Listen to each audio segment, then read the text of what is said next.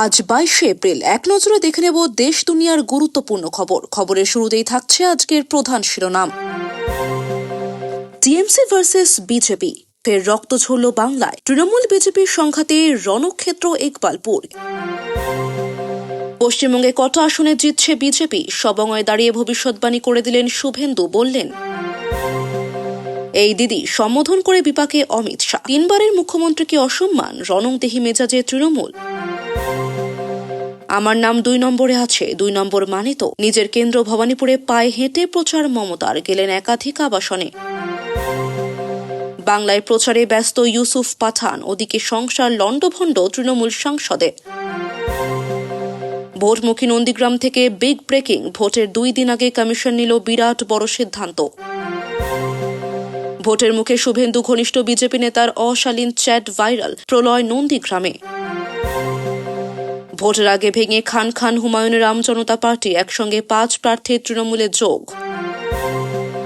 বিচার চাইতে না পারলে পার্লামেন্ট ছাড়ুন, 78 জন নারী সাংসদকে বেঞ্চির তোপ নানা পাটেকারের। ভোটের আগে চরম কড়াকড়ি, সন্ধ্যা 6টার পর বাইক বের করলে বিপদ, জারি হলো কমিশনের বেঞ্চের নির্দেশ। শুভেন্দুকে হারাতে ভোট কিনতে টাকা বেলি, হাতে নাতে ধরা তৃণমূল নেতার জামাই। ভোটের মুখে কমিশনের নজিরবিহীন অ্যাকশন, মাঝরাতে সাসপেন্ড ভবানীপুরের 3 ম্যাজিস্ট্রেট। বুথের 100 মিটারের মধ্যে নিরাপত্তার সব দায়িত্ব কেন্দ্রীয় বাহিনীর, পুলিশ শুধু ভোটারদের লাইন দেখবে। আমার কেন্দ্রের 3টি ওয়ার্ডকে বেছেছে কেন্দ্রীয় বাহিনী দিয়ে ছাপ্পা করাতে, বিস্ফোরক মমতা। বুথ দখল করলে রেহাই নেই, ভোটের আগে বাংলায় পা রেখে মেজাজে জ্ঞানেশ কুমার। ও দিদির পর এই দিদি, মোদির রাস্তায় হেঁটে মমতাকে অপমান অমিত শাহের। নির্বাচনের 3 দিন আগে পুলিশ লাইনে পাঠিয়ে দেওয়া হবে সব সিভিক ভলেন্টিয়ারকে, ভোট ছাড়া অন্যান্য কাজে ব্যবহার। লক্ষ্মীর ভাণ্ডার ও যুবসাথী নিয়ে মেগা ঘোষণা, ঝাড়গ্রামের সভা থেকে সরাসরি মোদিকে চ্যালেঞ্জ অভিষেকের। ভবানীপুরের প্রচারে সর্বধর্ম সমন্বয় দিদির, লেডিস পার্কে শিখ মুসলিম বিহারিদের সঙ্গে কথা মমতার। ভোটের জন্য 23 তারিখ থেকে টানা বন্ধ ব্যাংক, কবে খোলা থাকবে নোটিশ জারি। মোদিকে ঝালমুড়ি খাইয়ে বিপাকে বিক্রম, রাতারাতি সেলিব্রিটি হয়েও কেন তিতিবিরক্ত ঝাড়গ্রামের মুড়ি বিক্রেতা। মমতার প্রস্তাবকের বাড়িতে 8 কেজি সোনার বাট, নির্বাচনের মুখে বিস্ফোরক তথ্য ফাঁস করল বিজেপি। বাংলায় আমার নাচ বন্ধ করেছে দিদি, ময়নাগুড়িতে দাঁড়িয়ে মমতাকে নজিরবিহীন আক্রমণ হেমা মালিনীর। পালানোর চেষ্টা করলেই গুলি চলবে, ইরান নৌবন্দরের কাছে জাহাজ দেখতে পেয়ে কপ্টার থেকে হুঁশিয়ারি মার্কিন সেনার। 3 পুলিশ আধিকারিক সহ ফিরহাদ হাকিমের এক ঘনিষ্ঠের বিরুদ্ধে হিন্দু মুসলিম দাঙ্গা লাগিয়ে ফের জেলে ভরার ষড়যন্ত্রের অভিযোগ তুললেন কলকাতা বন্দরের প্রার্থী রাকেশ সিং। পরের মুখ্যমন্ত্রী কোনো ভাইপো নয়, মেদিনীপুর থেকে বড় ধামাকা অমিত শাহের, নাম নিয়ে দিলেন কড়া বার্তা। রাজ্য সরকারি কর্মচারীদের জন্য বাম্পার ধামাকা, ভোটের আগে অ্যাকাউন্টে ঢুকবে বাড়তি টাকা, ভোট ঘোষণা মমতার। আমরা প্রতিদিন চেষ্টা করি আপনাদের কাছে সঠিক ও নিরপেক্ষ খবর পৌঁছে দিতে। আমাদের এই প্রচেষ্টা যদি আপনাদের ভালো লেগে থাকে তাহলে অবশ্যই একটি লাইক দিন এবং চ্যানেলটি সাবস্ক্রাইব করতে ভুলবেন না। এতক্ষণ শুনলেন শিরোনাম, এবার চলুন শুনে নেওয়া যাক বিস্তারিত খবর। ফের রক্ত ঝরল বাংলায়। তৃণমূল বিজেপি সংঘাতে রণক্ষেত্র ইকবালপুর, কি ঘটেছে? ভোটের আগে ফের তুলকালাম কাণ্ড বাংলায়। ইকবালপুর তৃণমূল বনাম বিজেপির সংঘাতে ভয়ঙ্কর পরিস্থিতি ইকবালপুরে। অভিযোগ, তৃণমূলের লোকেরা হুসেন শাহ রোডে বিজেপির মঞ্চে হঠাৎ হামলা চালায়, তারপরে রণক্ষেত্র চেহারা নেয় সেখানকার পরিস্থিতি। হামলার অভিযোগে থানার সামনে বিজেপি বিক্ষোভ শুরু করে, লাঠিচার্জ করে সরিয়ে দেয় পুলিশ। কয়েকজন বিজেপি কর্মী আহত হয়েছেন, ধাওয়া করে তৃণমূল কর্মীদেরও থানার সামনে থেকে সরিয়ে দেয় পুলিশ। তৃণমূল বিজেপি সংঘাতে রণক্ষেত্র ইকবালপুর। তৃণমূলের বিরুদ্ধে হামলার অভিযোগ তুলে বিজেপির কর্মীরা থানা ঘেরাও করে। কলকাতা বন্দরের বিজেপি প্রার্থী রাকেশ সিং এর নেতৃত্বে এই ঘেরাও হয়। পাল্টা ইকবালপুর থানায় তৃণমূলের নেতা কর্মীরাও ঘেরাও করে। তৃণমূলের অভিযোগ, মঞ্চ থেকে প্ররোচনামূলক বক্তব্য দেয় বিজেপি, তারই প্রতিবাদ করে তারা। বিজেপির উস্কানিমূলক মন্তব্যের প্রতিবাদে সরব সাধারণ মানুষও। কেন এমন পরিস্থিতি তৈরি হলো? ঘটনার সূত্রপাত সোমবার সন্ধ্যাবেলা থেকে হুসেন শাহ রোডে বিজেপির একটি পথসভা ছিল। খুব ছোট একটি একটি পথসভার আয়োজন করেছিল বিজেপি। বক্তব্য রাখতেন বিজেপি প্রার্থী রাকেশ সিং এর, কিন্তু অভিযোগ রাকেশ সিং আসার আগে স্থানীয় কয়েকজন নেতা সেই সভা থেকে বক্তব্য রাখেন। তৃণমূলের তরফ থেকে অভিযোগ আনা হয় এই সভা থেকে প্ররোচনামূলক মন্তব্য করেন তারা, আর এর প্রতিবাদ করেন কয়েকজন। এরপর রাকেশ সিং আসতেই পরিস্থিতি আরো উত্তপ্ত হয়ে ওঠে। তারপর পরিস্থিতি ভয়ঙ্কর হয়ে ওঠে, মুখোমুখি সংঘর্ষ শুরু হয় বিজেপি তৃণমূলের। পরিস্থিতি সামাল দিতে মাঠে নামে বিশাল পুলিশ বাহিনী। রাকেশ সিং ইকবালপুর থানার সামনে রাস্তায় বসে বিক্ষোভ শুরু করেন।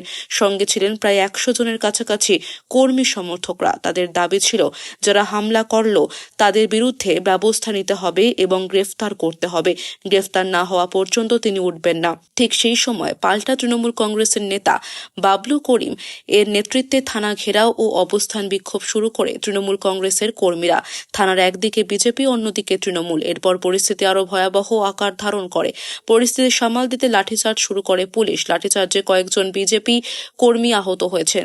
ধাওয়া করে তৃণমূল কর্মীদেরও থানার সামনে থেকে সরিয়ে দেয় পুলিশ। রক্তাক্ত অবস্থায় আহত হওয়া কর্মীদের এসএসকেএম হাসপাতালের দিকে রওনা দেন রাকেশ সিং। মাথায় আঘাত লাগে বহুজনের। রাকেশ সিং জানান, প্রায় 200 জন লোক মিলে মিনি পাকিস্তান জিন্দাবাদ বলছিল। আমি যাওয়ার পর আমিও হেনস্থা হয় সেখানে। পশ্চিমবঙ্গে কটা আসনে জিতছে বিজেপি? সবংয়ে দাঁড়িয়ে ভবিষ্যৎবাণী করে দিলেন শুভেন্দু। বললেন, বিধানসভা নির্বাচনের পারদ চড়ছে মেদিনীপুরের মাটিতে। সোমবার সবং ব্লকের বিষ্ণুপুর অঞ্চলে নাঙ্গলকাটায় বিজেপি প্রার্থী অমল পান্ডার সমর্থনে এক বিশাল বিজয় সংকল্প সভায় যোগ দেন শুভেন্দু অধিকারী। সেখান থেকেই রাজ্যের শাসক দলকে উৎখাতের ডাক দিয়ে শুভেন্দু দাবি করেন এবার রাজ্যে পদ্মশিবির 177টি আসন নিয়ে ক্ষমতায় আসছে। এদিন সভার শুরুতেই বিজেপির সংকল্পের কথা মনে করিয়ে দিয়ে শুভেন্দু বলেন, বিজেপির অঙ্গীকার হাতে কাজ, পেটে ভাত এবং মাথায় ছাদ। আমাদের লড়াই মানুষের অধিকার প্রতিষ্ঠার লড়াই। জনতার উদ্দেশ্যে আবেগী প্রশ্ন ছুড়ে তিনি বলেন, আপনারা আমাকে ছোটবেলা থেকে চেনেন, আমার লড়াই দেখছেন, আমাকে বিশ্বাস করেন তো? রাজ্যে বিজেপি সরকারের ক্ষমতায় আসা নিয়ে আত্মবিশ্বাসী শুভেন্দু অধিকারী পরিসংখ্যান তুলে ধরে বলেন, গত নির্বাচনে 21-এর লড়াইয়ে আমরা 77-এ পৌঁছেছিলাম। এবার আমরা 177 পার করব। 4 তারিখ সকালে মিলিয়ে নেবেন। আপনাদের বন্ধু শুভেন্দু যা বলেছিল তা মিলে গেছে। শুভেন্দু বলেন, শুধু পূর্ব মেদিনীপুরের 16টি আসন দিয়ে সরকার হবে না। অবিভক্ত মেদিনীপুরের 35টি আসনই নরেন্দ্র মোদীর হাতে তুলে দিতে হবে। মুখ্যমন্ত্রী মমতা বন্দ্যোপাধ্যায়কে সরাসরি আক্রমণ করে শুভেন্দু বলেন, নন্দীগ্রামে আপনাকে হারিয়েছি, এবার ভবানীপুরেও হারাবো। আপনি সপরিবারে ব্যাগ গোছান। সবংয়ে তৃণমূল প্রার্থী মানুষ ভূঁইয়াকে কড়া ভাষায় আক্রমণ করেন শুভেন্দু। মানুষবাবু, বেশি লাফাবেন না। সিবিআই, ইডি আপনাকে কতবার ডেকেছে তাও মানুষের অজানা নয়। বেশি ঘাঁটাবেন না। এলাকার দীর্ঘদিনের দাবি কাঁটাখালী ব্রিজ নিয়ে বড় ঘোষণা করেন শুভেন্দু। তিনি কথা দেন, বিজেপি সরকার ক্ষমতায় এলে 1 বছরের মধ্যে এই ব্রিজ তৈরি হবে। পাশাপাশি স্থানীয় দুষ্কৃতীদের হুঁশিয়ারি দিয়ে তিনি বলেন, ভয় দেখালে কানে কানে শুভেন্দু অধিকারীর নাম বলবেন। নেতাই থেকে নন্দীগ্রাম আমাকে যারা দেখছে তারা জানে গুন্ডাদের সোজা করতে আমার 2 মিনিট লাগে না। বক্তব্যের শেষে প্রধানমন্ত্রীর সুর টেনে তিনি বলেন, 4 তারিখের পর সবকা সাথ সবকা বিকাশ তো হবেই, সঙ্গে সবার হিসাবও হবে। এই দিদি সম্বোধন করে বিপাকে অমিত শাহ। 3বারের মুখ্যমন্ত্রীকে অসম্মান, রণংদেহী মেজাজে তৃণমূল। নির্বাচনের মুখে ফের একবার ভাষাগত মর্যাদাকে কেন্দ্র করে উত্তপ্ত বঙ্গ রাজনীতি। প্রধানমন্ত্রী নরেন্দ্র মোদীর সেই বহুল বিতর্কিত ও দিদি ডাকের পর এবার কেন্দ্রীয় স্বরাষ্ট্রমন্ত্রী অমিত শাহের এই দিদি সম্বোধন নিয়ে তোলপাড় শুরু হয়েছে। পশ্চিমবঙ্গের 3বারের নির্বাচিত মহিলা মুখ্যমন্ত্রীকে এভাবে সম্বোধন করা আদতে গোটা বাংলার নারী জাতির অপমান। এই অভিযোগ তুলে মঙ্গলবার সাংবাদিক বৈঠকে জ্বলে উঠলেন তৃণমূল নেত্রী চন্দ্রিমা ভট্টাচার্য। এই অভিযোগ তৃণমূল কংগ্রেসের অফিসিয়াল হ্যান্ডেল থেকে একটি কড়া পোস্ট করে অমিত শাহকে তীব্র আক্রমণ জানানো হয়েছে। তাদের দাবি, মর্যাদাহানি। ভারতের স্বরাষ্ট্রমন্ত্রী হয়ে একজন সাংবিধানিক পদে থাকা মহিলা মুখ্যমন্ত্রীকে এই দিদি ওই দিদি বলা অত্যন্ত কুরুচিকর। মানসিকতা নিয়ে প্রশ্ন। তৃণমূলের অভিযোগ, এই ভাষা স্বরাষ্ট্রমন্ত্রীর পিতৃতান্ত্রিক ও নারী বিদ্বেষী মানসিকতারই প্রতিফলন। এটি কোনো অনিচ্ছাকৃত ভুল নয়, বরং পরিকল্পিত আক্রমণ। বিজেপি শীর্ষ নেতৃত্বকে নিশানা। চন্দ্রিমা ভট্টাচার্যের দাবি, প্রধানমন্ত্রীর দেখানো পথেই হাঁটছেন অমিত শাহ। তাদের এই অবজ্ঞা বাংলার মহিলারা মুখ বুজে সহ্য করবে না। এদিন সাংবাদিক বৈঠকে চন্দ্রিমা ভট্টাচার্য বলেন, স্বরাষ্ট্রমন্ত্রী আজ আমাদের মাননীয় নেত্রীকে এই দিদি বলে ডেকেছেন। এটা কোনো ভদ্র বা গ্রহণযোগ্য ভাষা হতে পারে না। বাংলার নিজস্ব সংস্কৃতি ও ঐতিহ্যে মহিলাদের সম্মান দেওয়া শেখানো হয়, যা বিজেপি নেতারা এখনো শিখতে পারেননি। তিনি আরও যোগ করেন যে ভোটের বাক্সে বাংলার মা বোনরা এই অপমানের যোগ্য জবাব দেবেন। বিতর্কের আবহে খার্গের মন্তব্য। এদিকে রাজনীতির ময়দানে কাদা ছোড়াছুড়ি যখন তুঙ্গে, তখন মল্লিকার্জুন খার্গের একটি মন্তব্য ঘিরেও বিতর্ক দানা বেঁধেছে। মোদীকে নিয়ে তার মন্তব্যের পর বিজেপিও পাল্টা ক্ষমা চাওয়ার দাবি তুলেছে। সব মিলিয়ে প্রথম দফার ভোটের আগে জাতীয় ও রাজ্য উভয় স্তরেই রাজনৈতিক সৌজন্য কার্যত তলানিতে ঠেকেছে। আমার নাম 2 নম্বরে আছে। 2 নম্বর মানে তো নিজের কেন্দ্র ভবানীপুরে পায়ে হেঁটে প্রচার মমতার, গেলেন একাধিক আবাসনে। সোমবার বেঞ্চির দৃশ্য দেখল দক্ষিণ কলকাতা, বেঞ্চির দৃশ্য দেখল ভবানীপুর। বিভিন্ন আবাসনে ঢুকে নিজের কেন্দ্রে প্রচার চালালেন মমতা বন্দ্যোপাধ্যায়। সঙ্গে ছিলেন রাজ্যের মন্ত্রী তথা ভবানীপুর কেন্দ্রের তৃণমূলের পর্যবেক্ষক ফিরহাদ হাকিম। গঙ্গা যমুনা সহ এলাকার 8টি আবাসনে সশরীরে গিয়ে মমতা বোঝালেন মহিলা বিলের থেকে শুরু করে মূল্য বৃদ্ধি, কর্মসংস্থান নিয়ে কেন্দ্রীয় নীতির কথা। সোমবার শেক্সপিয়ার স্মরণের সভা থেকে কেন্দ্রের কর্মসংস্থান নীতি নিয়ে প্রশ্ন তুলে মমতা বন্দ্যোপাধ্যায়কে বলতে শোনা গেছে, 12 বছর হয়ে গেল, মানুষ কি কাজ পেয়েছে? রেল সেল সব বেঁচে দিচ্ছে। গ্যাসের দাম কোথায় গেছে? কালো টাকা দিয়ে সব খরচা করছে। একের পর এক হেলিকপ্টার নিয়ে আসছে এই কালো টাকা দিয়ে। মমতার কথায় আমার সময়ের দাম রয়েছে। এখানে আমরা কালী পুজো করে যাই। এখানে বড় বড় মার্কেট আছে, হাউজিং আছে। এখানে আপনাদের আশীর্বাদ নিতে এসেছি। আপনারা একসাথে থাকুন, বাংলায় আপনারা শান্তিতে থাকেন। আপনাদের অঞ্চলে বিএড করেছি, শাখাওয়াত স্কুলে 2 মাস ট্রেনিং করেছি। দিওয়ালির সময় আসি, আমি সব সময় আসি। এখানে কোনো অত্যাচার হয় না, দেখেছেন আপনারা। ওরা অত্যাচার করছে, আপনারা দেখছেন। ইডি সিবিআই করছে ওরা। বিজেপি গভর্নমেন্ট চলে গেলে আমি বলছি ইডি সিবিআই এর অত্যাচার থেকে মুক্ত করব। বাংলা জয় করার পর আমাদের টার্গেট দিল্লি। এখানে কেন সেনা নিয়ে এসেছেন? হিন্দু ধর্মের নাম করে এমন মিথ্যা কথা বলেন। আজ দাম বৃদ্ধি হচ্ছে, দেখতে পাচ্ছেন। গ্যাস আগামী দিনে পাবেন না। আপনাদের হোটেল কিভাবে চলবে এটা ভাবুন। তিনি বলেন, তাই আপনাদের ভাবার সময় এসেছে। যতই ধমকাক চমকাক, আপনারা একজোট হয়ে ভোট দেবেন। যারা অত্যাচার করছে তাদের নিয়ে মহিলা বিল পাশ হয়েছে 2023 সেপ্টেম্বরে। তারপর 3 বছর ধরে কোনো নোটিফিকেশন হয়নি। এটা ডিলিমিটেশনারে। রাজ্যসভাতে আমাদের 13টা সিট, তার মধ্যে 6 জন মহিলা। এটা ভাবুন কেন শোনা যাচ্ছে না? দুঃখিত আপনাদের কাছে যে আপনারা শুনতে পাননি। আমার নাম 2 নম্বরে আছে ইভিএম এ। 2 নম্বর মানে তো ভিক্টরি। মূল্যবৃদ্ধি, কর্মসংস্থান না হওয়া বড় ব্যাপার। এদিন শেক্সপিয়ার স্মরণের সভা শেষে থিয়েটার রোড ধরে হাঁটা শুরু করে কয়েকটি বিল্ডিং এ যান মমতা। সঙ্গে ছিল সমর্থকদের বিশাল ভিড়। বিভিন্ন সম্প্রদায়ের মানুষের সঙ্গে কথা বলতে দেখা যায় তাকে। তাদের বলেন, কোনো অন্য ভাষাভাষী লোকের ওপর এখানে অত্যাচার হয় না।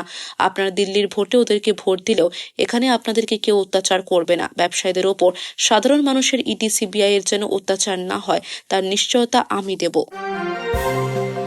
বাংলায় প্রচারে ব্যস্ত ইউসুফ পাঠান। ওদিকে সংসার লণ্ডভণ্ড তৃণমূল সাংসদের। মুম্বাইয়ের রাস্তায় গায়ে জলে ছিটে লাগা নিয়ে তুমুল বিবাদ।